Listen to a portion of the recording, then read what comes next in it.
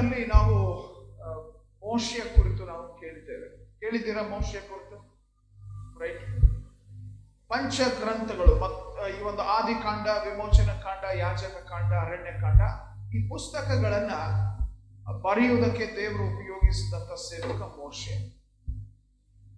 ಮೋಶೆಯ ಶಿಷ್ಯನಾದ ಯೆಹೋಶುವನ ವಿಷಯದಲ್ಲಿ ನಾವು ಕೆಲವೊಂದು ಮಹತ್ವದ ಅಂಶಗಳು ನಮಗೆ ನಾವು ತಿಳಿದಿರಬಹುದು.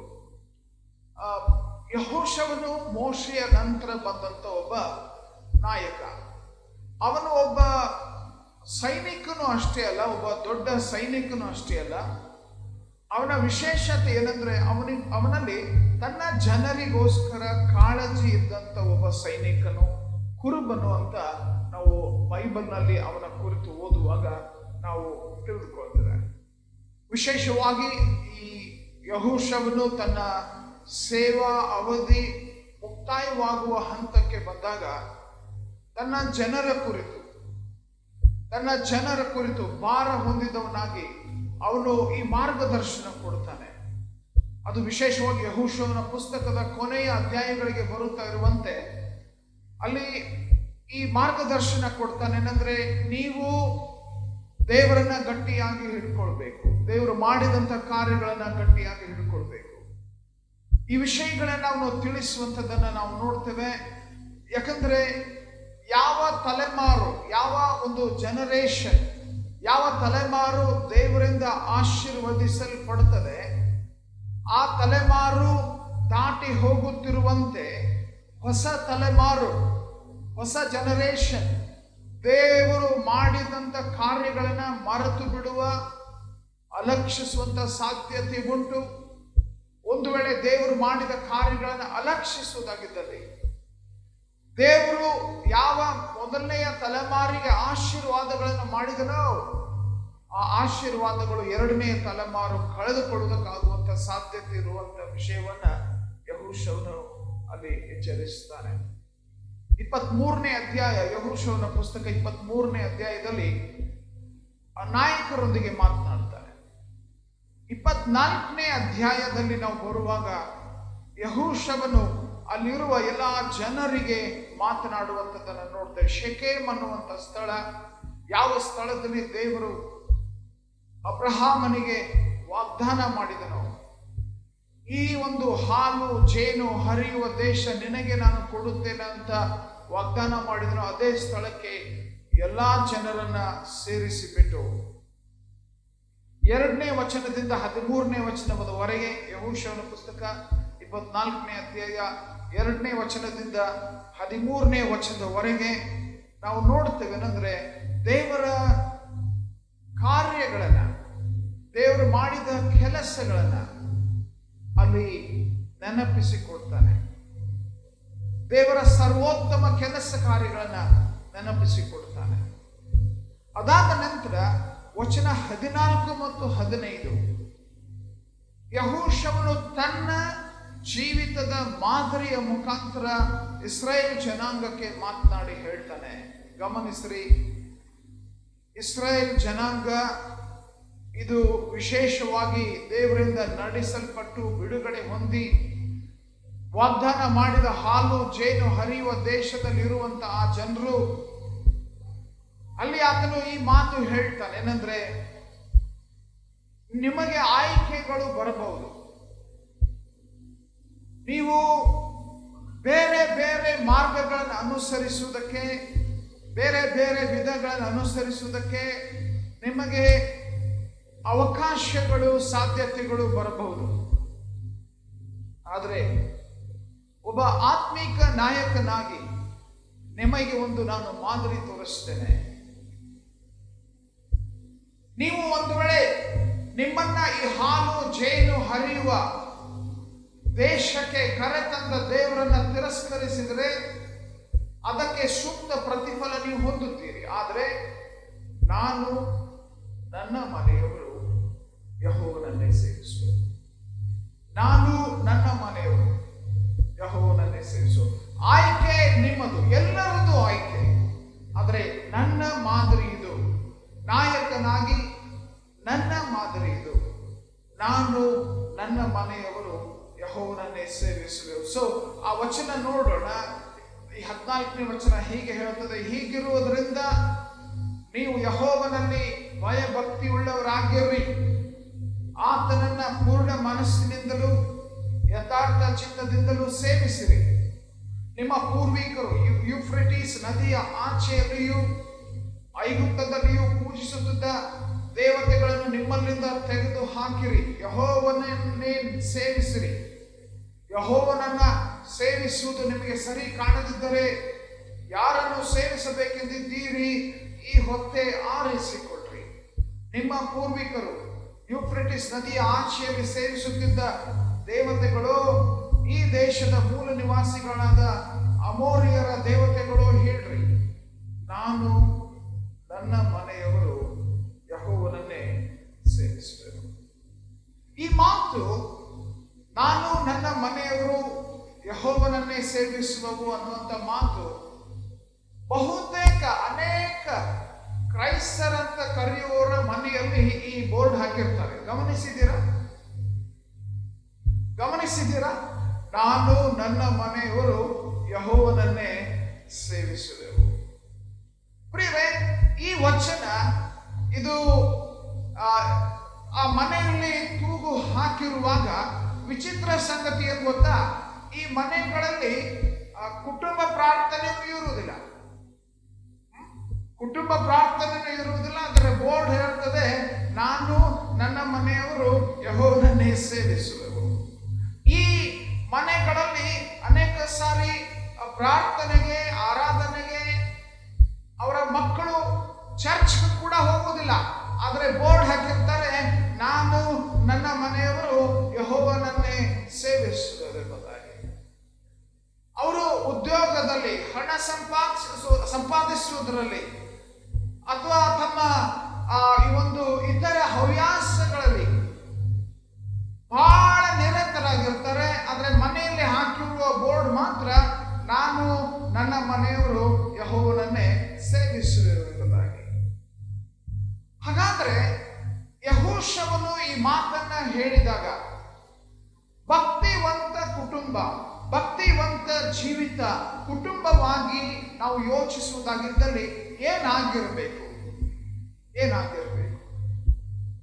ಭಕ್ತಿಯ ಕುಟುಂಬ ಅಂತಂದ್ರೆ ಎಂತಹ ಕುಟುಂಬವಾಗಿರುತ್ತದೆ? ಅದನ್ನ ನಾವು ಸಂಕ್ಷಿಪ್ತವಾಗಿ ವಚನದ ಆಧಾರವಾಗಿ ನಾವು ಗಮನಿಸುವುದಕ್ಕೋಸ್ಕರ ಹೋಗೋಣ. ಮೊದಲನೇದು ಪ್ರಿಯರೇ, ಈ ಮಾತು ನಮಗೆ ತಿಳಿಸುವಂತ ಸತ್ಯ ಇದು. ನಾನು ನನ್ನ ಮನೆಯವರು ಯೆಹೋವನನ್ನೇ ಸೇವಿಸುವೆವು ಎಂದು ಯೆಹೋಶುವನು ಈ ಮಾತನ್ನ ಹೇಳಿದಾಗ ದೇವರಿಗೆ ಭಕ್ತಿ ತೋರುವ ಕುಟುಂಬಗಳು ಜವಾಬ್ದಾರಿ ತೆಗೆದುಕೊಳ್ಳುವಂತ ಕುಟುಂಬಗಳು. ಎಲ್ಲರೂ ಕೂಡಿ ಹೇಳೋಣ, ಜವಾಬ್ದಾರಿ ಎಂಬುದಾಗಿ. ಇನ್ನೊಂದ್ಸಾರಿ, ಜವಾಬ್ದಾರಿ. ಏನು? ಪ್ರಿಯರೇ, ಯೆಹೋಶುವನು ಒಬ್ಬ ನಾಯಕನಾಗಿ ತನ್ನ ಮನೆಯವರು, ತನ್ನ ಮನೆಯಲ್ಲಿರುವ ಮಕ್ಕಳು, ತನ್ನ ಮನೆಯಲ್ಲಿರುವ ಮೊಮ್ಮಕ್ಕಳು, ತನ್ನ ಮನೆಗೆ ಸಂಬಂಧಪಟ್ಟಂತ ಕುಟುಂಬದ ಎಲ್ಲರೂ ಯಾರನ್ನ ಸೇವಿಸಬೇಕು ಅನ್ನುವಂತ ನಿರ್ಧಾರ ಅವರವರಿಗೆ ಬಿಟ್ಟದ್ದಲ್ಲ. ಯೆಹೋಶುವನ ಮಗ ನಾನು ಯಾರನ್ನಾದ್ರೂ ಸೇವಿಸ್ತೇನೆ, ಯೆಹೋಶುವನ ಹೆಂಡತಿ ನಾನು ಯಾರನ್ನಾದ್ರೂ ಸೇವಿಸ್ತೇನೆ, ಯೆಹೋಶುವನ ಮೊಮ್ಮಕ್ಕಳು ನಾವು ಎಲ್ಲಿ ಬೇಕಾದ್ರೂ ಹೋಗ್ತೇವೆ. ಇಲ್ಲ, ಕುಟುಂಬದ ನಾಯಕನಾಗಿ, ಕುಟುಂಬದ ಯಜಮಾನನಾಗಿ ಯೆಹೋಶುವನು ಈ ಜವಾಬ್ದಾರಿ ತೆಗೆದುಕೊಳ್ತಾ ಇದ್ದಾನೇನೆಂದ್ರೆ, ನಾನು ಅಷ್ಟೇ ಅಲ್ಲ, ನಾನು ಬಿಲೀವರ್, ನಾನು ವಿಶ್ವಾಸಿ, ನಾನು ಅಷ್ಟೇ ಅಲ್ಲ, ನನ್ನ ಮನೆಯವರ ಜವಾಬ್ದಾರಿ ಸಹ ನನ್ನ ಮೇಲಿದೆ, ನನ್ನ ಕುಟುಂಬದ ಜವಾಬ್ದಾರಿ ಸಹ ನನ್ನ ಮೇಲಿದೆ. ನನ್ನ ಕುಟುಂಬದವರು ಯಾರನ್ನ ಸೇವಿಸ್ತಾರೆ, ನನ್ನ ಕುಟುಂಬದವರು ಯಾರನ್ನ ಆರಾಧಿಸ್ತಾರೆ, ನನ್ನ ಕುಟುಂಬದವರು ಯಾವ ರೀತಿಯಾಗಿ ಜೀವಿಸ್ತಾರೆ, ಇದು ನನ್ನ ಮೇಲೆ ಜವಾಬ್ದಾರಿ ಇದೆ. ಈ ನಿಮಿತ್ತ ಇಲ್ಲಿ ನಾನು ಈ ನಿರ್ಧಾರ ಪ್ರಕಟಿಸ್ತೇನೆ.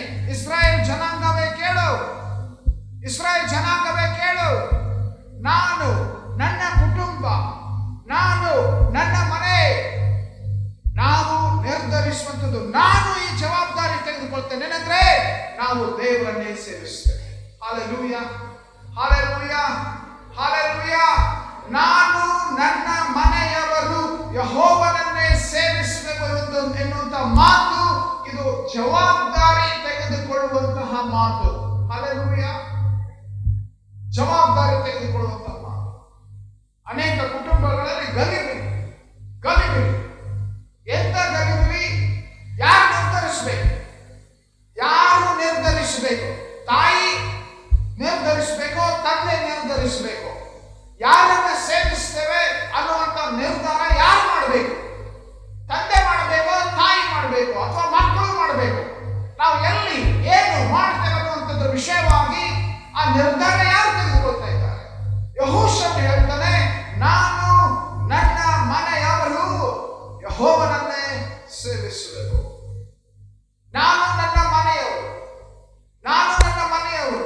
ಪ್ರಿಯರೇ, ಇಲ್ಲಿ ನಾವು ಯೆಹೋವನನ್ನೇ ಸೇವಿಸುವೆವು ಎಂಬುದಾಗಿ ಹೇಳುವಾಗ ಪ್ರಿಯರೇ ಗಮನಿಸ್ರಿ, ಆ ನಿರ್ಧಾರ, ಆ ಜವಾಬ್ದಾರಿ, ನಾವು ಯಾರನ್ನ ಸೇವಿಸ್ತೇವೆ ಅನ್ನುವಂಥದ್ದು ನನ್ನ ಸಭೆಯವರ ಆಧಾರವಾಗಿ ಅಲ್ಲ, ನನ್ನ ಸಭೆ ಆಧಾರವಾಗಿ ಅಲ್ಲ, ಅಥವಾ ನನ್ನ ಒಂದು ವೇಳೆ ಪಾಸ್ಟರ್ ಆಧಾರವಾಗಿ ಅಲ್ಲ.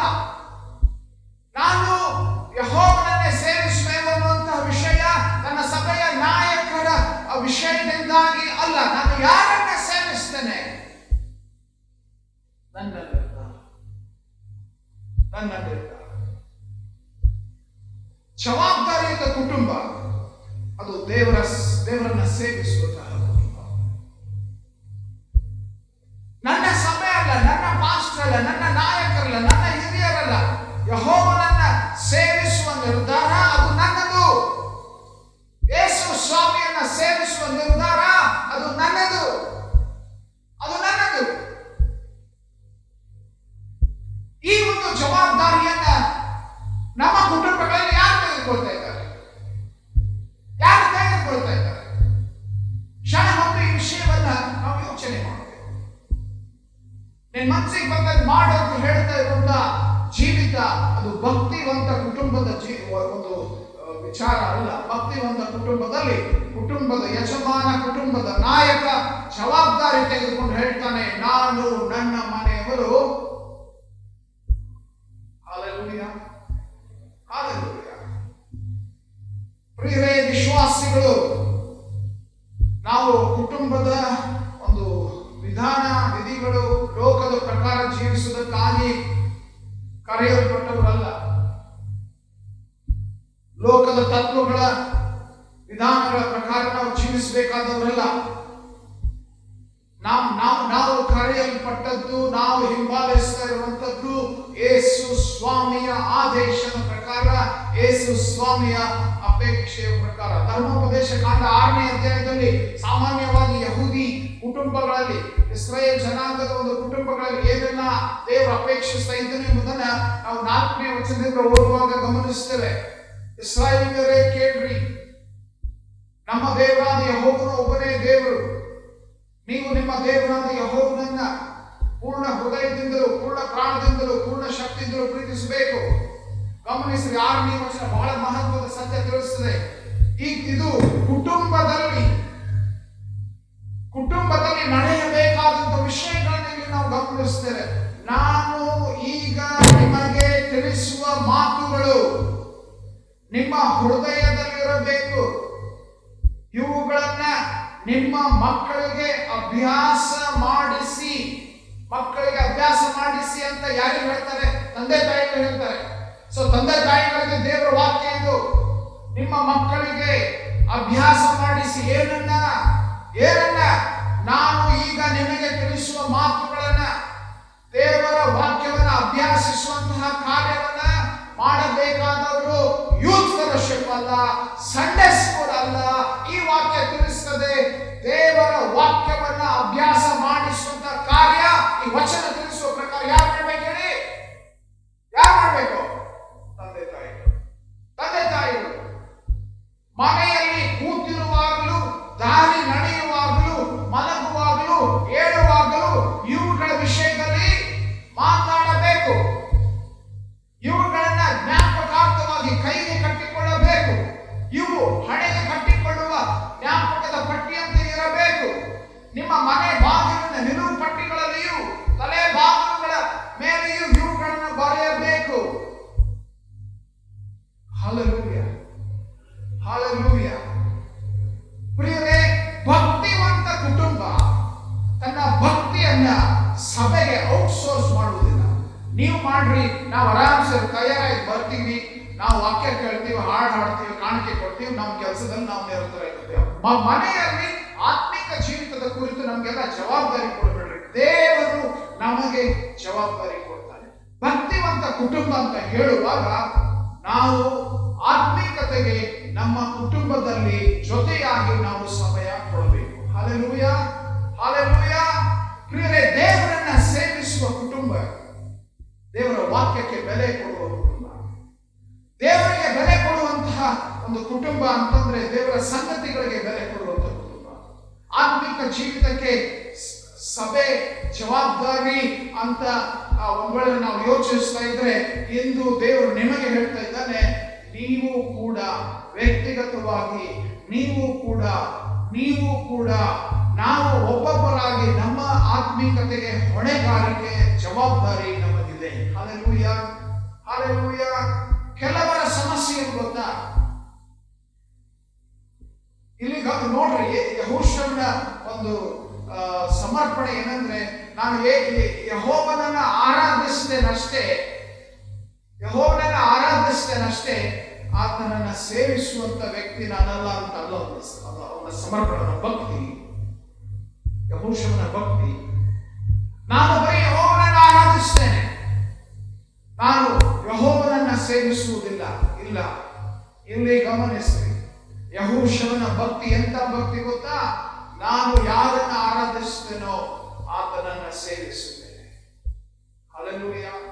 ನಾನು ಯಾರನ್ನ ಆರಾಧಿಸ್ತೇನೋ ಆತನನ್ನ ನಾನು ಸೇವಿಸುತ್ತೇನೆ. ನಮ್ಮಲ್ಲಿ ಈ ಸೇವೆಯ ಮನೋಭಾವನೆ ಇದೆಯೋ, ಇದು ನಾವು ಗಂಭೀರವಾಗಿ ಯೋಚಿಸಬೇಕಾದಂತ ಒಂದು ವಿಷಯ. ಕುಟುಂಬದಲ್ಲಿ ಒಂದು ವೇಳೆ ತಂದೆ ತಾಯಿ, ಮುಖ್ಯವಾಗಿ ಯೆಹೋಶುವನಂತೆ ಯೆಹೋಶುವನಂತ ತಂದೆಗಳಲ್ಲಿ ಇಲ್ಲಿ ಒಂದು ವೇಳೆ ಉತ್ಪತ್ತಿ ಆದ್ರೆ, ಯೆಹೋಶುವನಂತ ತಂದೆಯಂತೆ ನಾವು ಆದ್ರೆ, ಯೆಹೋಶುವನಂತ ಆತ್ಮಿಕತೆಗೆ ಜವಾಬ್ದಾರಿ ತೆಗೆದುಕೊಳ್ಳುವಂತಹ ತಂದೆಗಳು ನಾವಾದ್ರೆ ಏನಾಗ್ತದೆ ಗೊತ್ತಾ? ಪ್ರಿಯರೇ, ಒಂದು ತಲೆಮಾರು ದೇವರನ್ನ ಗಟ್ಟಿಯಾಗಿ ಹಿಡಿದುಕೊಂಡು ದೇವರನ್ನು ಆರಾಧಿಸುವಂತಹ ಕುಟುಂಬವಾಗುತ್ತದೆ. Hallelujah, hallelujah. ಪ್ರಿಯರೇ, ಇದು ವಿಶೇಷವಾಗಿ ನಾವು ಗಮನಿಸಬೇಕು. ಒಂದು ವೇಳೆ ಕೆಲವೊಂದು ಸನ್ನಿವೇಶ ನಮ್ಮ ಕುಟುಂಬದಲ್ಲಿ ನಾಯಕತ್ವ ಒಂದು ವೇಳೆ ತಾಯಿಯ ಅಥವಾ ಹೆಂಡತಿಯ ನೀವು ಇದ್ರೆ, ಯಜಮಾನರು ಇಲ್ಲ, ಆ ಸನ್ನಿವೇಶ ಆ ಸ್ಥಿತಿಗತಿಗಳಲ್ಲಿ ನೀವು ಇದ್ರೆ ಜವಾಬ್ದಾರಿ ತೆಗೆದುಕೊಳ್ಳುವುದಕ್ಕೆ ನಾವು ಸಿದ್ಧವಾಗಬೇಕು.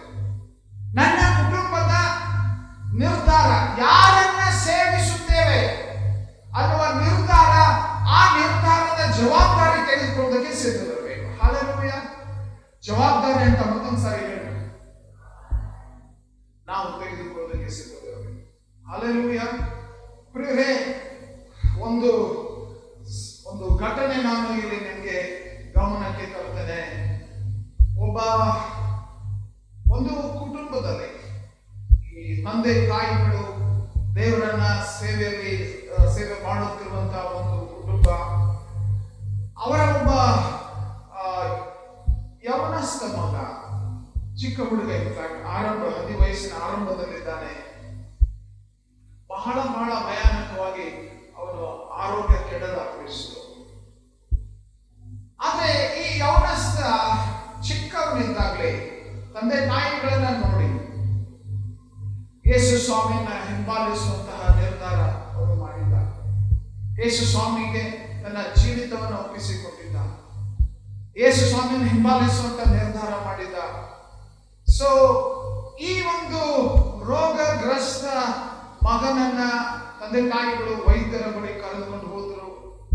ಅನೇಕ ಪರೀಕ್ಷೆಗಳನ್ನು ಮಾಡಲಾಯಿತು. ಆಮೇಲೆ ವೈದ್ಯರು ಆ ತಂದೆಗೆ ಈ ಭಯಂಕರವಾದ ಸುದ್ದಿಯನ್ನು ಹೇಳಿದರು, ನಿಮ್ಮ ಮಗನಿಗೆ ಒಂದು ಭಯಂಕರವಾದ ರೋಗ ಇದೆ, ಅವನು ಬದುಕುವುದಿಲ್ಲ.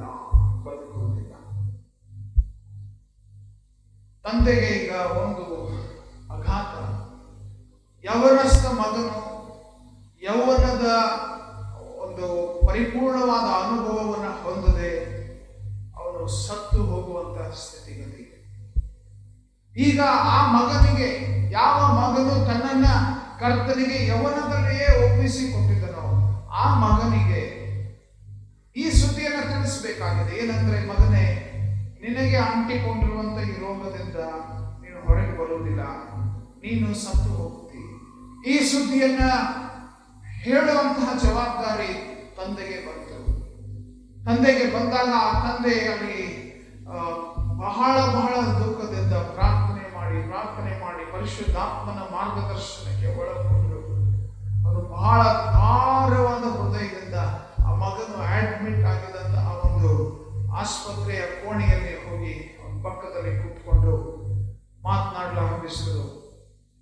ಮಾತನಾಡ್ತಾ ಬೈಬಲ್ ತೆಗೆದು ಹೇಳಿದ್ರು, ಮಗನೇ, ನಾವು ವಾಕ್ಯವನ್ನು ಓದೋಣ. ವಾಕ್ಯವನ್ನ ಓದಿ ವಾಕ್ಯವನ್ನ ಚರ್ಚಿಸಿ ಅನಂತರ ಅವರು ಮಗನಿಗಾಗಿ ಅವರು ಪ್ರಾರ್ಥಿಸುವಂತ ಸಮಯ, ಮಗನೊಂದಿಗೆ ಪ್ರಾರ್ಥಿಸುವಂತ ಸಮಯವನ್ನ ಕಳೆದು ಆಮೇಲೆ ಅವರು ನಿಧಾನವಾಗಿ ಆ ಮಗನಿಗೆ ಹೇಳಿದ್ರು, ಮಗನೇ, ನಿನಗೆ ಬದುಕುವುದಕ್ಕೆ ಕೆಲವು ದಿವಸಗಳು ಮಾತ್ರ ಉಳಿದಿವೆ. You have very few days to live. ನೀನು ಯೇಸು ಸ್ವಾಮಿಯನ್ನ ಮುಖಾಮುಖಿಯಾಗಿ ನೋಡುವಂತ ಸಮಯ ಬಂದಿದೆ. ಭಯವಾಗ್ತದ ಅಂತ ಕೇಳಿದ್ರು. ಭಯವಾಗ್ತದ.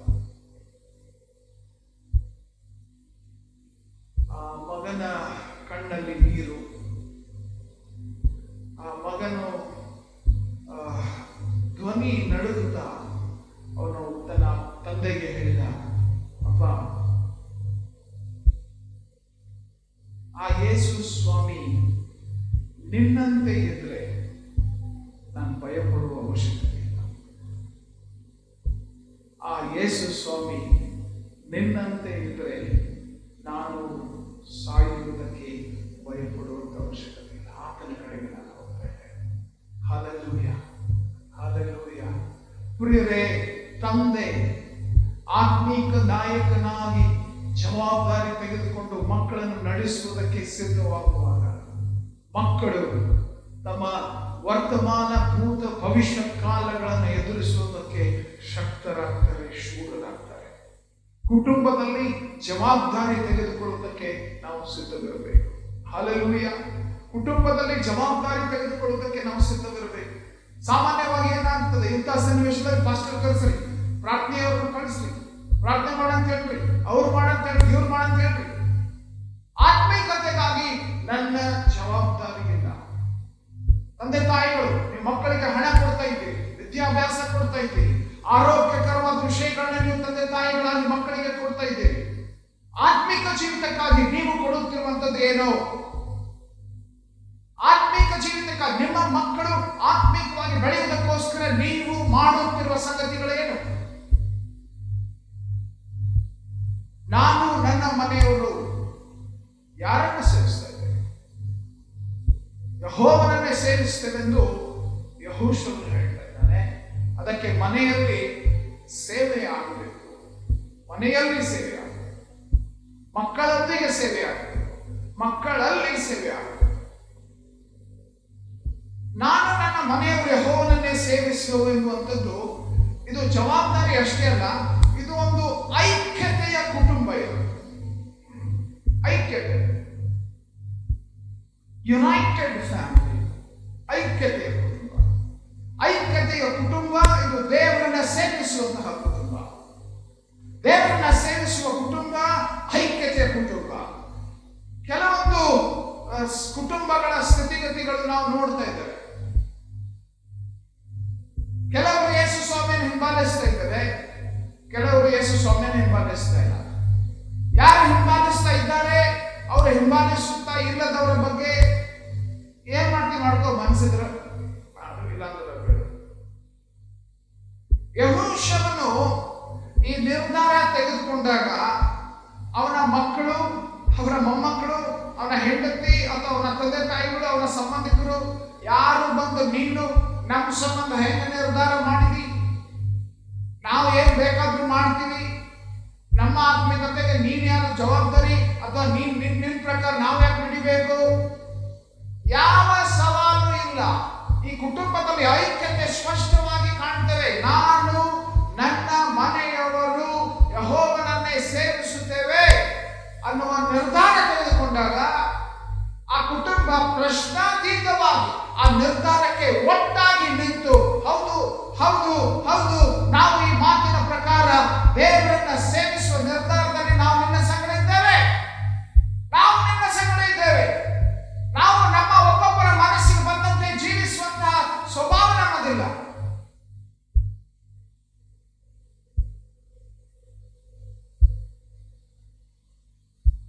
ಅನೇಕ ಮನೆಗಳು ಈ ದಿವಸ, ಅನೇಕ ಕುಟುಂಬಗಳು ಈ ದಿವಸ,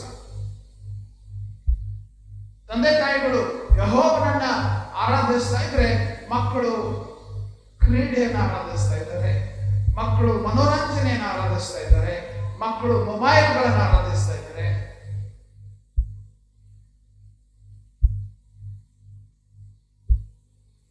ಯೆಹೋಶುವನ ಸಮರ್ಪಣೆ, ನಾನು ಯಾವ ದೇವರನ್ನು ಆರಾಧಿಸುತ್ತೇನೋ ಆ ದೇವರಿಗೆ ಸೇವೆ ಸಲ್ಲಿಸುತ್ತೇನೆ.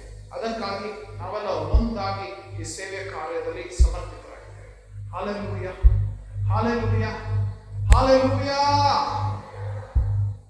ನಾನು ಯಾವ ದೇವರನ್ನು ಆರಾಧಿಸುತ್ತೇನೋ ಆ ದೇವರಿಗೆ ಸೇವೆ ಸಲ್ಲಿಸುವುದಕ್ಕೆ, ಆ ದೇವರಿಗೆ ಸೇವೆ ಸಲ್ಲಿಸುವುದಕ್ಕೆ, ಆ ದೇವರಿಗೆ ಸೇವೆ ಮಾಡುವುದಕ್ಕೆ ನಾನಷ್ಟೇ ಅಲ್ಲ, ನನ್ನ ಕುಟುಂಬವು ಕೂಡ ಒಂದಾಗಿ ಈ ನಿರ್ಧಾರದಲ್ಲಿ ನಾವು ಜೊತೆಯಾಗಿದ್ದೇವೆ.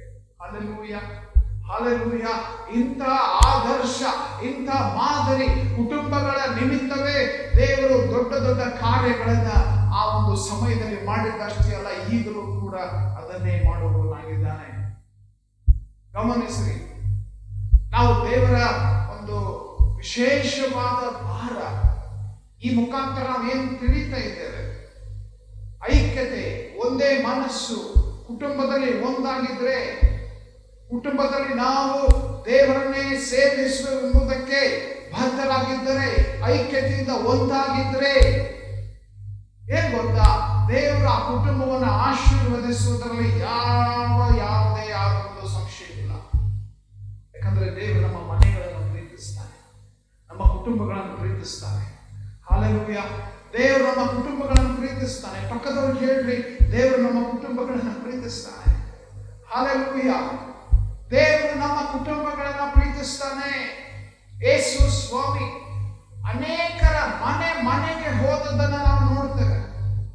ಜಕ್ಕಾಯನ ಮನೆಗೆ ಯೇಸು ಸ್ವಾಮಿ ಹೋದ್ರು, ಮತ್ತಾಯನ ಮನೆಗೆ ಯೇಸು ಸ್ವಾಮಿ ಹೋದ್ರು, ಪರಿಸಾಯನ ಮನೆಗೆ ಯೇಸು ಸ್ವಾಮಿ ಹೋದ್ರು, ಮಾರ್ತ ಮರಿಯಳ ಮನೆಗೆ ಯೇಸು ಸ್ವಾಮಿ ಹೋದ್ರು.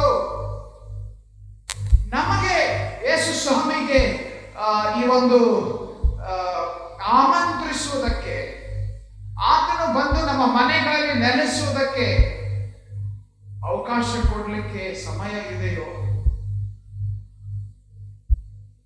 ನಾವು ಸೇವಿಸ್ತೇವೆ ಕರ್ತನೆ, ಆದರೆ ಬೇರೆ ಕಡೆ, ಮನೆಯಲ್ಲಿ ಅಲ್ಲ. ನಾವು ಸೇವಿಸ್ತೇವೆ, ನೀನು ಚರ್ಚ್ಗೆ ಕರೆದು ಸೇವೆ ಮಾಡನ್ನು ಸೇವೆ ಮಾಡ್ತೇವೆ, ನೀನು ಸೇವೆಗಾಗಿ ಅಲ್ಲಿ ಇಲ್ಲಿ ಬೇರೆ ಎಲ್ಲಾದ್ರೂ ಹೋಗಂತ ಹೇಳು ಮಾಡ್ತೀವಿ, ಆದ್ರೆ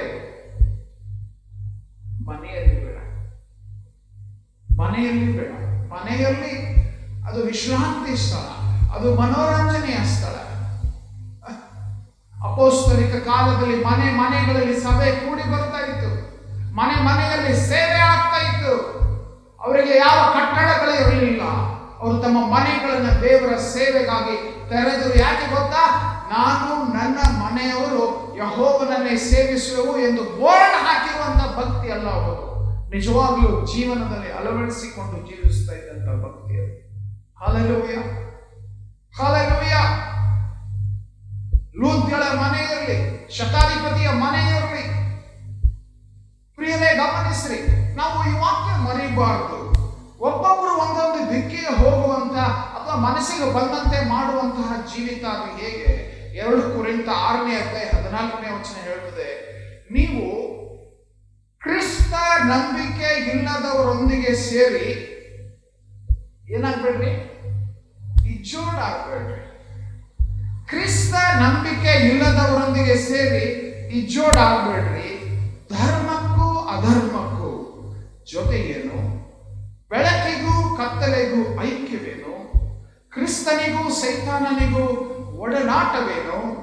ನಂಬುವವನಿಗೂ ನಂಬದೆ ಇರುವವನಿಗೂ ಪಾಲುಗಾರಿಕೆ ಏನು? ದೇವರ ಮಂದಿರಕ್ಕೂ ವಿಗ್ರಹಗಳಿಗೂ ಒಪ್ಪಿಗೆ ಏನು? ನಾವು ಜೀವ ಸ್ವರೂಪನಾದ ದೇವರ ಮಂದಿರವಾಗಿದ್ದೇವಲ್ಲ. ಕೊರಿಂಥ ಸಭೆಗೆ ಪೌಲನ ಈ ಮಾತುಗಳಿಂದ ಎಚ್ಚರಿಸ್ತಾ ಇದ್ದಾನೆ. ಕ್ರಿಸ್ತ ನಂಬಿಕೆ ಇಲ್ಲದವರೊಂದಿಗೆ ಸೇರಿ ಇಜ್ಜೋಡಾಗಬೇಡ್ರಿ. ವಿಶ್ವಾಸಿಗಳು ಅವಿಶ್ವಾಸಿಗಳ ವಿಷಯದಲ್ಲಿ ಇಜ್ಜೋಡಾಗಬೇಡ್ರಿ. ಈ ಶಬ್ದ ಇಜ್ಜೋಡು ಅಂತ ಈ ಮಾತನ್ನ ನಾನು ಡಿಕ್ಷನರಿ ಮೂಲಕ ವಾಕ್ಯದಲ್ಲಿ ಉಪಯೋಗಿಸಲ್ಪಡುವ ಅರ್ಥ ಏನು ಅಂತ ಅಭ್ಯಾಸ ಮಾಡ್ತಾ ಇದ್ದಾಗ ಏನ್ ಗೊತ್ತಾ? ಇಜ್ಜೋಡ್ ಅಂದ್ರೆ ನಿನ್ನ ಯೋಗ್ಯತೆಯನ್ನ ಬಿಟ್ಟು, ನಿನ್ನ ಅರ್ಹತೆಯನ್ನ ಬಿಟ್ಟು, ನಿನ್ನ ಸ್ಥಾನವನ್ನ ಬಿಟ್ಟು ಕೆಳಮಟ್ಟದ ಕೀಳಾದಂತಹ ಜೀವಿತಕ್ಕೆ ಹೋಗಬೇಡ.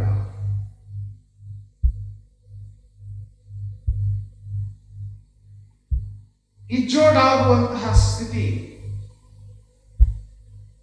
ಒಂದು ವೇಳೆ ನಾವು ಇಜ್ಜೋಡಾದ್ರೆ ಒಂದು ಕಡೆ ಎತ್ತು ಇನ್ನೊಂದು ಕಡೆ ಎಣ್ಣೆಯನ್ನ ಕಟ್ಟಿ ನಾವು ಯಾವ್ದಾದ್ರೂ ಒಂದು ಕೆಲಸ ಮಾಡಲಿಕ್ಕೆ ಹೋದ್ರೆ, ನಮ್ಮ ಕನ್ನಡದ ಆ ಒಂದು ನಾಡು ನುಡಿ ನಿಮ್ಗೆ ಗೊತ್ತಿದೆ, ಎತ್ತು ಏರಿಗೆ ಕೋಣ ಕೆರಿಗೆ ಅಂತ ಕೇಳಿರ್ಬೇಕಲ್ಲ. ಅನೇಕ ಕುಟುಂಬಗಳಲ್ಲಿ ಅದೇ ಆಗ್ತಾ ಇದೆ. ಮಕ್ಕಳು ಒಂದು ಕೆರೆಗೆ ಹೋಗ್ತಾ ಇದ್ದಾರೆ, ಎತ್ತುಗಳು ಮತ್ತೊಂದು ದಿನಿಗೆ ಹೋಗ್ತಾ ಇದ್ದಾರೆ. ಮನ ಬಂದಂತಿರುವಂತ ಐಕ್ಯತೆ ಇಲ್ಲ, ಇಜ್ಜೋಡಾಗಿರುವಂತ ಸ್ಥಿತಿ. 1ನೇ ಅರಸು 11ನೇ ಅಧ್ಯಾಯದಲ್ಲಿ ಆರಂಭಿಕ ಮೊದಲಿನ 2 ವಚನಗಳು ನಮಗೆ ದುರಂತವನ್ನ ತಿಳಿಸ್ತವೆ. ಒಬ್ಬ ನಾಯಕನಾದಂತ ಸೊಲೊಮೋನನು ಯಾವ ರೀತಿಯಾಗಿ ತನ್ನ ಆ ಭವ್ಯವಾದ ಉನ್ನತವಾದ ಸ್ಥಾನದಿಂದ ನೆಲಕಚ್ಚಿ ಯಾವ ರೀತಿಯಾಗಿ ತನ್ನ ಒಂದು ಜೀವಿತವನ್ನ ಹಾನಿ ಮಾಡಿಕೊಂಡನಂತ ಓದುವಾಗ ಗಮನಿಸಿದಲ್ಲಿ, ಅರಸನಾದ ಸೊಲೊಮೋನನು ಫರೋಹನನ ಮಗಳಲ್ಲದೆ ಮೋವಾಬ್ಯರು, ಅಮ್ಮೋನಿಯರು, ಎದೋಮಿಯರು, ಚಿದೋನಿಯರು, ಹಿತ್ತಿಯರು ಎಂಬ ಜನಾಂಗಗಳ ಸ್ತ್ರೀಯರನ್ನ ಮೋಹಿಸಿದನು. ನೆಕ್ಸ್ಟ್, ಯೆಹೋವನು ಈ ಜನಾಂಗಗಳ ವಿಷಯದಲ್ಲಿ ಇಸ್ರಾಯೇಲರಿಗೆ ನಿಮಗೂ ಅವರಿಗೂ ಕೊಟ್ಟುಕೊಳ್ಳುವುದು ನಡೆಯಬಾರದು. ಅದು ನಡೆಯುವುದಾದ್ರೆ ಅವರು ನಿಮ್ಮ ಮನಸ್ಸನ್ನ ತಮ್ಮ ದೇವತೆಗಳ ಕಡೆಗೆ ತಿರುಗಿಸಾರು ಎಂದು ಆಜ್ಞಾಪಿಸಿದ್ದರೂ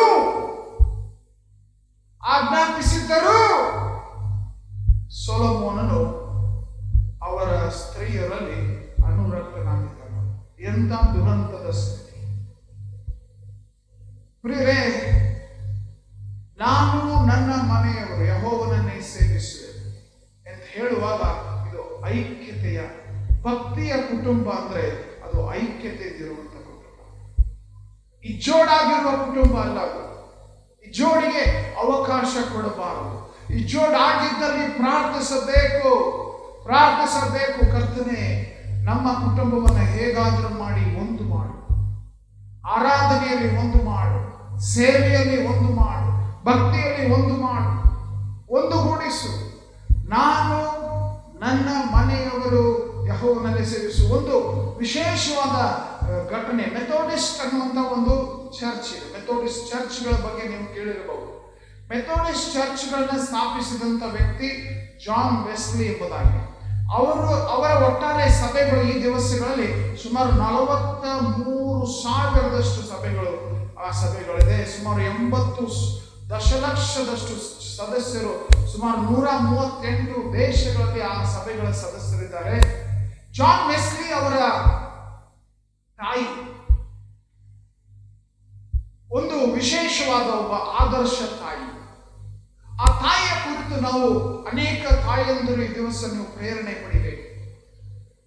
ತಾಯಿಯ ಹೆಸರು ಸುಸನ್ನಾ ವೆಸ್ಲಿ. ಅವಳು ಒಂದು ವೇಳೆ ಎಲ್ಲಾ ಸಮಯಕ್ಕೂ ಒಂದು ಅದ್ಭುತವಾದ ಆದರ್ಶ ತಾಯಿ ಅಂತ ಹೇಳಬೇಕು. ಸುಸನ್ನಾ ಅವರ ತಂದೆ ಅವರು ಸೇವಕರಾಗಿದ್ದರು. ಸುಸನ್ನಾ ಅವಳನ್ನು ಕೂಡ ಮದುವೆ ಮಾಡಿಕೊಟ್ಟಾಗ ಸುಸನ್ನಳನ್ನ ಮದುವೆ ಮಾಡಿಕೊಟ್ಟದ್ದು ಅದು ಕೂಡ ಒಂದು ಸೇವಕರ ಕುಟುಂಬಕ್ಕೆ. ಮತ್ತು ಅವಳು 19 ವರ್ಷದವಳಾಗಿದ್ದಾಗ ಸುಸನ್ನಳನ್ನ ಮದುವೆ ಮಾಡಲಾಯಿತು. ಆದರೆ ಸೇವೆಯಲ್ಲಿ ಇದ್ದಂತ ಕುಟುಂಬ ಬೆಳೆದು ಬಂದವಳು.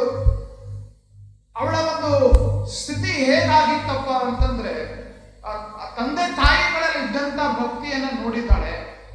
ಆದರೆ ಇವಾಗ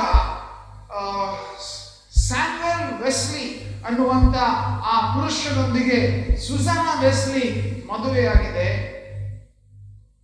ಕುಟುಂಬ ಆದೊಡನೆ ಮಕ್ಕಳು ಹುಟ್ಟಲು ಆರಂಭಿಸಿದ್ರು. ಒಂದರ ನಂತರ ಒಂದು ಒಟ್ಟಾರೆ 19 ಮಕ್ಕಳು. ಸುಸನ್ನಾ ಮತ್ತು ಈ ಒಂದು ಸ್ಯಾಮ್ಯುಯಲ್ ವೆಸ್ಲಿಗೆ. ಸ್ಯಾಮ್ಯುಯಲ್ ವೆಸ್ಲಿ ಸೇವೆಯಲ್ಲಿ ನಿರತನಾಗಿರುವಂತ ವ್ಯಕ್ತಿ, ಯಾವಾಗಲೂ ಸಭೆಯ ಸೇವೆಯಲ್ಲಿ ನಿರತನಾದಂಥ ವ್ಯಕ್ತಿ.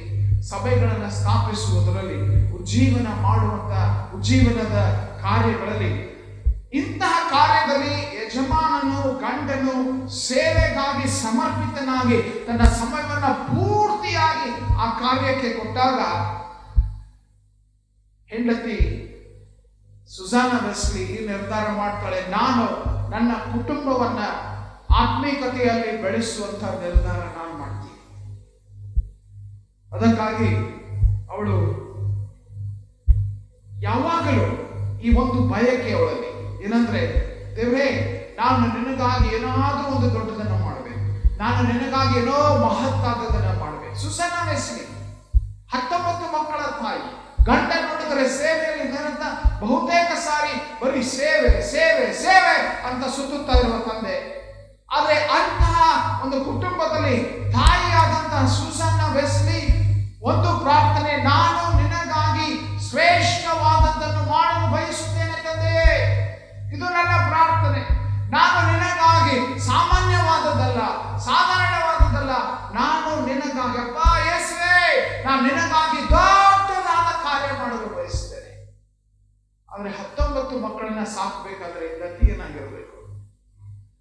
ಈಗ ಒಂದು ಮಗು ಇದ್ರೆ ತಂದೆ ತಾಯಿಗಳು ಸಾಕಾಗೋಗಿದೆ ಅಂತ ಕೆಲವೊಂದು ಹೇಳ್ತಿರ್ತಾರೆ.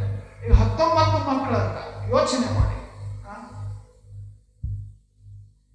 ಸುಸನ್ನಾ ಒಂದು ವಿಧಾನವನ್ನ ಹುಡುಕಿಕೊಂಡ್ರು.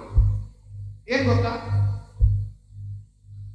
ಇದು ಬಹಳ ವಿಶೇಷವಾದ ಏನಂದ್ರೆ, ಇದು ಮಕ್ಕಳೊಂದಿಗೆ ಸಮಯ ಕಳೆಯುವುದಕ್ಕಾಗಿ ಒಂದು ವಿಧಾನ. ಅವಳ ಒಂದು ನಿರ್ಧಾರ ಏನಂದ್ರೆ, ಈ 19 ಮಕ್ಕಳಿಗಾಗಿ ಪ್ರತಿದಿನ 19 ಮಕ್ಕಳಿಗಾಗಿ, ಕಳೆದು ಹೋದ ಆತ್ಮಗಳಿಗಾಗಿ ಅಲ್ಲ, ಕಳೆದು ಹೋದ ವಿಶ್ವಾಸಿಗಳಿಗಾಗಿ ಅಲ್ಲ, ಅನ್ಯರಿಗಾಗಿ ಅಲ್ಲ, ಸಭೆಗಾಗಿ ಅಲ್ಲ, ಸೇವೆಗಾಗಿ ಅಲ್ಲ, ಪ್ರತಿದಿನ ಸುಸನ್ನಾ ವೆಸ್ಲಿ 1 ತಾಸು ಪ್ರಾರ್ಥನೆ, ಬೇರೆ ಯಾವ ವಿಷಯಕ್ಕಾಗಿ ಅಲ್ಲ, ನನ್ನ ಮಕ್ಕಳನ್ನ ರಕ್ಷಿಸು ಸ್ವಾಮಿ, ನನ್ನ ಮಕ್ಕಳನ್ನ ರಕ್ಷಿಸು ಸ್ವಾಮಿ, ನನ್ನ ಮಕ್ಕಳನ್ನ ರಕ್ಷಿಸು ಸ್ವಾಮಿ, ನನ್ನ ಮಕ್ಕಳನ್ನ ಸೇವೆಗಾಗಿ ಉಪಯೋಗಿಸು ಸ್ವಾಮಿ, ನನ್ನ ಮಕ್ಕಳನ್ನ ನಿನ್ನ ಮಕ್ಕಳಾಗಿ ಉಪಯೋಗಿಸುವ. 1 ನಿಮಿಷ ಅಲ್ಲ, 2 ನಿಮಿಷವಲ್ಲ, 10 ನಿಮಿಷವಲ್ಲ, ಪ್ರತಿದಿನ 1 ತಾಸು ಪ್ರಾರ್ಥನೆ. ಯಾರಿಗಾಗಿ? ತನ್ನ 19 ಮಕ್ಕಳಿಗಾಗಿ. ಅದರ ಜೊತೆಗೆ ಅವಳ ಒಂದು ಗಂಭೀರವಾದ ಬಹಳ ಮಹತ್ವದ ನಿರ್ಧಾರ, ಪ್ರತಿಯೊಂದು ಮಗು ವಾರದಲ್ಲಿ 1 ಸಾರಿ ಆದರೂ ತಾಯಿಯೊಂದಿಗೆ ಕುಳಿತು ದೇವರ ವಾಕ್ಯ ಅಧ್ಯಯನ ಮಾಡಬೇಕು. 2x2 Bible study, mother and son mother and daughter, ತಾಯಿ ಮತ್ತು ಮಗಳು, ತಾಯಿ ಮತ್ತು ಮಗ ಇಬ್ಬರೇ ಕುಳಿತುಕೊಂಡು ಸೀರಿಯಲ್ ಹೇಗಿತ್ತು, ಮೊಬೈಲ್ ನಲ್ಲಿ ರೀಲ್ಸ್ ಏನಾಗ್ತಾ ಇದೆ ಅಲ್ಲ, ಚರ್ಚೆ. ದೇವರ ವಾಕ್ಯವನ್ನ ಅಧ್ಯಯನ ಮಾಡಿ. ಪ್ರಿಯರೇ, ಅವಳ ಒಂದು ಕಠೋರವಾದ ನಿರ್ಧಾರ, ಈ 19 ಮಕ್ಕಳಲ್ಲಿ 6 ವರ್ಷ ಅವರು ಮುಟ್ಟುವುದರೊಳಗೆ ಆದಿಕಾಂಡ ಪುಸ್ತಕವನ್ನ ಓದಿ ಮುಗಿಸಿರಬೇಕು. ಗಮನಿಸ್ರಿ, ಈಗ 10 ವರ್ಷದ ಮಕ್ಕಳು ಕೂಡ ಆದಿಕಾಂಡ ಓದಿಲ್ಲ. 10 ವರ್ಷದ ಮಕ್ಕಳು ಆದಿಕಾಂಡ ಓದಿಲ್ಲ, ಬೈಬಲ್ ಪೂರ್ತಿ ಓದಿಲ್ಲ. ಸೂಸನ್ನ ವೆಸ್ಲಿ ತನ್ನ ಮನೆಯಲ್ಲಿ ಮಾಡಿದ ನಿರ್ಧಾರ, ನೀನು 6 ವರ್ಷ ತಲುಪುವುದರೊಳಗೆ ಆದಿಕಾಂಡ ಪುಸ್ತಕವನ್ನ ಪೂರ್ತಿ ಓದಿರಬೇಕು.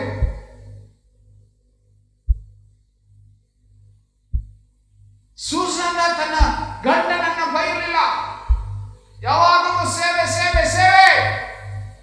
ಅವಳು ತನ್ನ ಮನೆಯನ್ನ, ನಾನು ನನ್ನ ಮನೆಯವರು ಯೆಹೋವನನ್ನೇ ಸೇವಿಸುವ ಎಂಬುದಕ್ಕಾಗಿ ಆದರ್ಶ ನಿರ್ಧಾರ, ಜವಾಬ್ದಾರಿ ತೆಗೆದುಕೊಂಡು ಬೆಳೆಸಿದಂತ ಕುಟುಂಬ. ಅದಕ್ಕಾಗಿ ಜಗತ್ತು 43,000 ಸಭೆಗಳು ಆ ಒಬ್ಬ ವ್ಯಕ್ತಿ, ಆ ಸೂಸನ್ನ ವೆಸ್ಲಿ ಮತ್ತು ಸ್ಯಾಮ್ಯುಯಲ್ ವೆಸ್ಲಿ ಅವರ ಮಗ ಜಾನ್ ವೆಸ್ಲಿ ಸೇವಕನಾಗಿ ಸೇವೆಗೆ ನಿಂತಾಗ ಈಗ ನಾವು ಕಾಣ್ತಾ ಇದ್ದೇವೆ 43,000ಕ್ಕಿಂತ ಹೆಚ್ಚು ಸಭೆಗಳು ಜಾಗತಿಕವಾಗಿ 138 ದೇಶಗಳಲ್ಲಿ 70 ದಶಲಕ್ಷದಷ್ಟು ಜನರು ಕರ್ತನನ್ನು ಕಂಡುಕೊಂಡು ಹಿಂಬಾಲಿಸ್ತಾ ಇದ್ದಾರೆ. ಒಂದು ತಾಯಿಯ ಸೇವೆ. ದೇವರೇ, ನಾನು ನಿನಗಾಗಿ ಏನನ್ನಾದರೂ ಶ್ರೇಷ್ಠವಾದದ್ದನ್ನು ಮಾಡಲು ಬಯಸ್ತೇನೆ. ನಾನು ನಿನಗಾಗಿ ಏನನ್ನಾದರೂ ಶ್ರೇಷ್ಠವಾದದ್ದನ್ನು ಮಾಡಲು ಬಯಸ್ತೇನೆ. ತಾಯಂದಿರೇ, ನಿಮ್ಮ ಮನೆಯಲ್ಲಿಯೇ ಸೇವೆ ಇದೆ. ಮನೆಯನ್ನೇ ಸೇವೆಯ ಸ್ಥಳವಾಗಿ ಮಾಡಬಹುದು.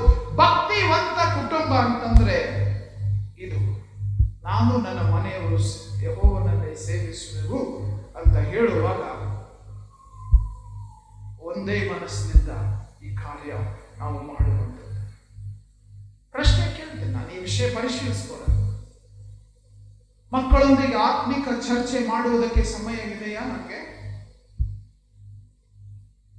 ಆತ್ಮಿಕ ಚರ್ಚೆ, ಎಜುಕೇಶನ್ ಬಗ್ಗೆ ಚರ್ಚೆ ಮಾಡ್ತೀವಿ, ವಿದ್ಯಾಭ್ಯಾಸದ ಬಗ್ಗೆ ಚರ್ಚೆ ಮಾಡ್ತೀವಿ, ಸ್ನೇಹಿತರ ಬಗ್ಗೆ ಚರ್ಚೆ ಮಾಡ್ತೀವಿ, ಸ್ಪೋರ್ಟ್ಸ್ ಬಗ್ಗೆ ಚರ್ಚೆ ಮಾಡ್ತೀವಿ.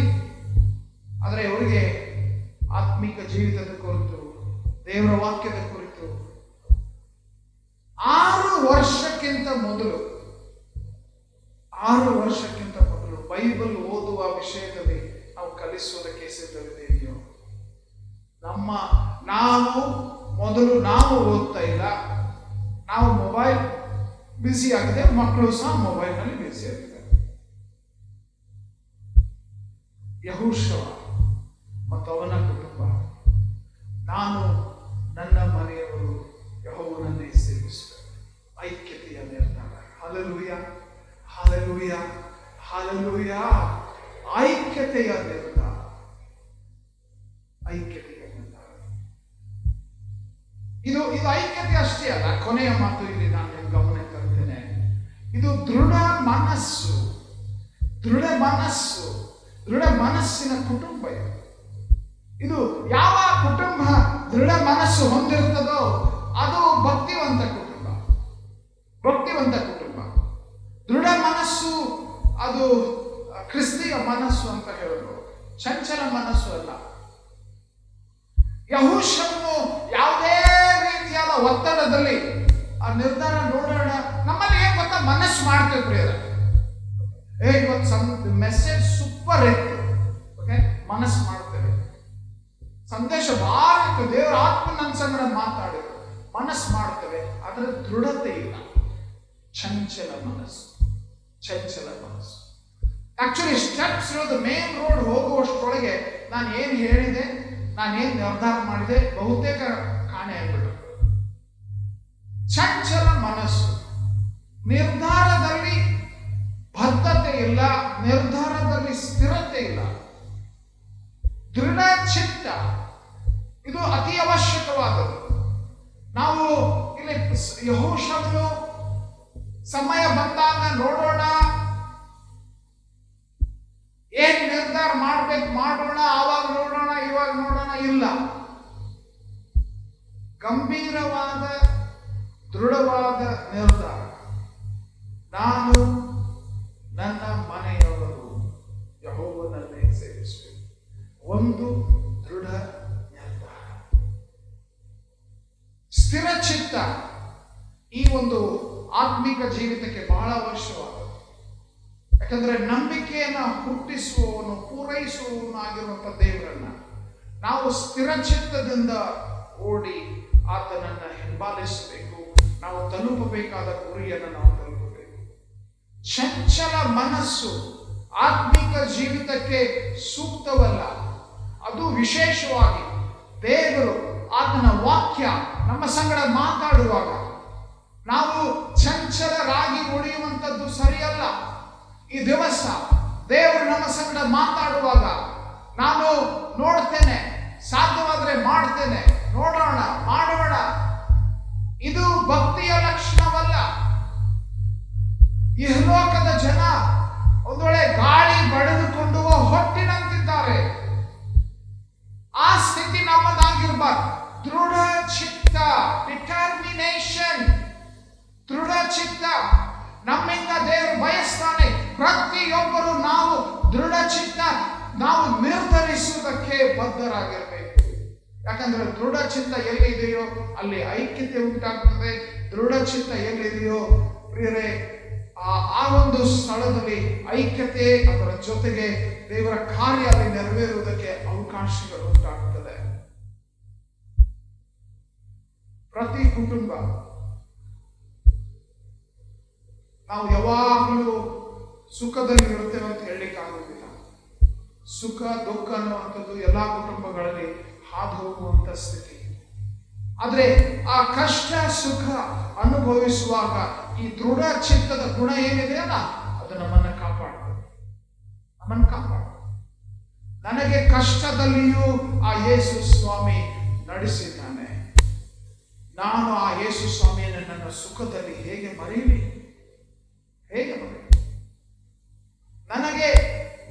ನನಗೆ ಕಷ್ಟದಲ್ಲಿ ಸಹಾಯ ಮಾಡಿದಂತ ಆ ದೇವರಿಗೆ, ನನಗೆ ಎಲ್ಲವನ್ನ ದೇವರಿಗೆ ಕೊಟ್ಟಿರುವಾಗ ಆತನನ್ನು ಮರೆಯುವುದು ಹೇಗೆ? ಪ್ರಿಯರೇ, ಇದು ನಾವು ಯೋಚಿಸಬೇಕಾದಂತ ವಿಷಯ.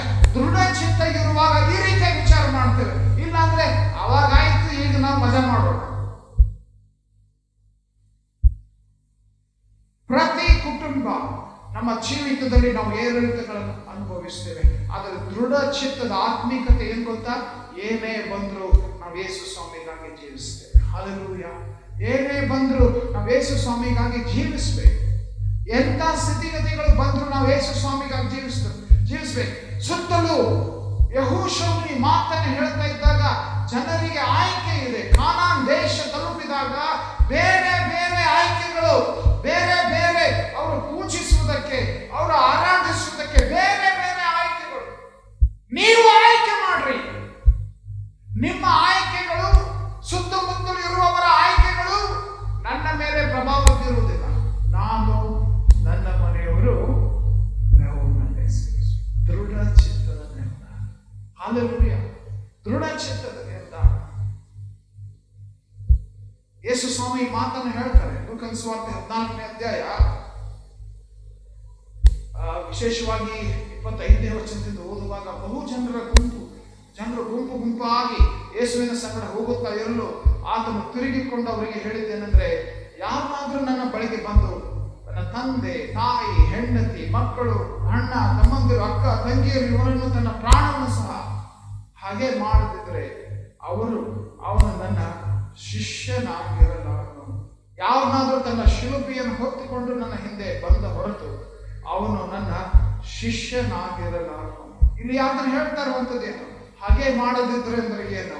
ಹಿಂಬಾಲಿಸದಿದ್ರೆ ಅಂದ್ರೆ ಏನು? ನಾವು ಎಂತಹ ಕ್ರಯವನ್ನು ಕೊಟ್ಟಾದರೂ ಈ ದೃಢ ಚಿತ್ತದಿಂದ ನಾವು ಆತನನ್ನ ಹಿಂಬಾಲಿಸುವುದಕ್ಕೆ ಸಿದ್ಧವಿರಬೇಕು. ಕಷ್ಟ ಬರಲಿ, ಸಂಕಟ ಬರಲಿ, ಸುಖ ಬರಲಿ, ಸೌಕರ್ಯಗಳು ಬರಲಿ, ಏನೇ ಬರಲಿ, ನಾವು ಯೇಸು ಸ್ವಾಮಿಯನ್ನ ಹಿಂಬಾಲಿಸ್ತೇವೆ. ಯಾಕೆ ಗೊತ್ತಾ?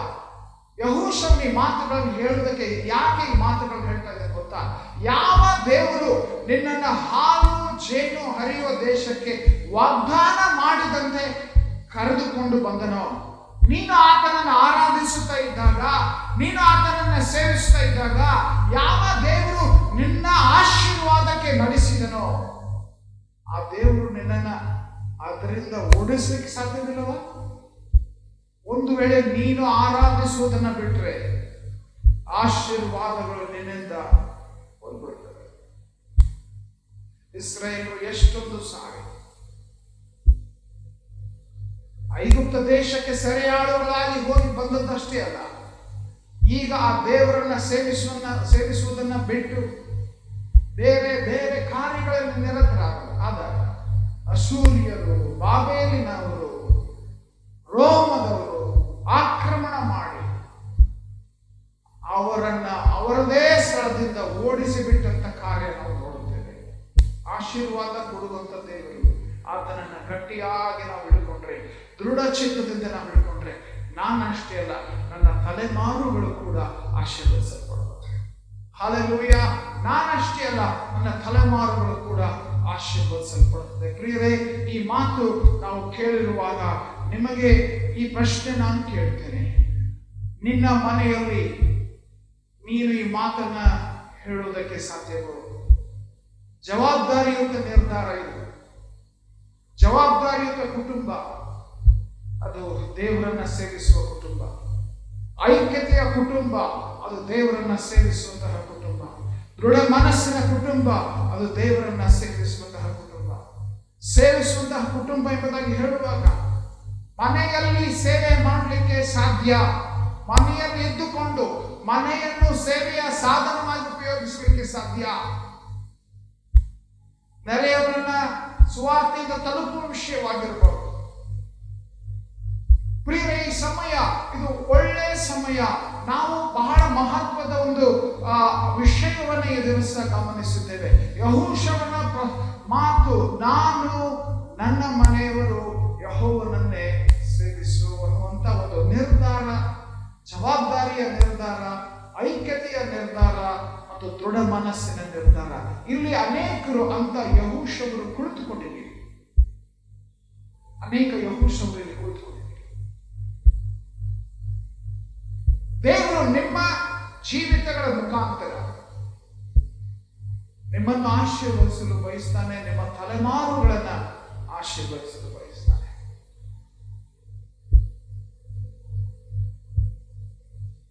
ನಾನು ದೇವರನ್ನು ಆರಾಧಿಸುವಂತ ವ್ಯಕ್ತಿ ಅಷ್ಟೇ ಅಲ್ಲ, ನಾನು ದೇವರಿಗೆ ಸೇವೆ ಸಲ್ಲಿಸ್ತೇನೆ. ನನ್ನ ಮನೆ ನನ್ನ ದೇವರ ಆಲಯವಾಗಲಿ, ನನ್ನ ಮನೆ ದೇವರ ಸೇವೆಯ ಸ್ಥಳವಾಗಿ. ಇಲ್ಲ ಅಂದ್ರೆ ಮನೆಗೆ ಹೋಗಿ ಆ ಬೋರ್ಡ್ ಹಾಕಿದ್ರೆ ಕಿತ್ತಿ ಹೊರಗೆ ಹಾಕಿ ಸುಮ್ಮನೆ ನಾನು ನನ್ನ ಮನೆಯವರು ಯೆಹೋವನನ್ನೇ ಆರಾಧಿಸ್ತೇವಂತ ಬದಲಾಯಿಸ್ಬಿಡಿ. ಬರೀ ಆರಾಧಿಸೋದಷ್ಟೇ, ಸೇವೆ ಸಲ್ಲಿಸುವುದಲ್ಲ.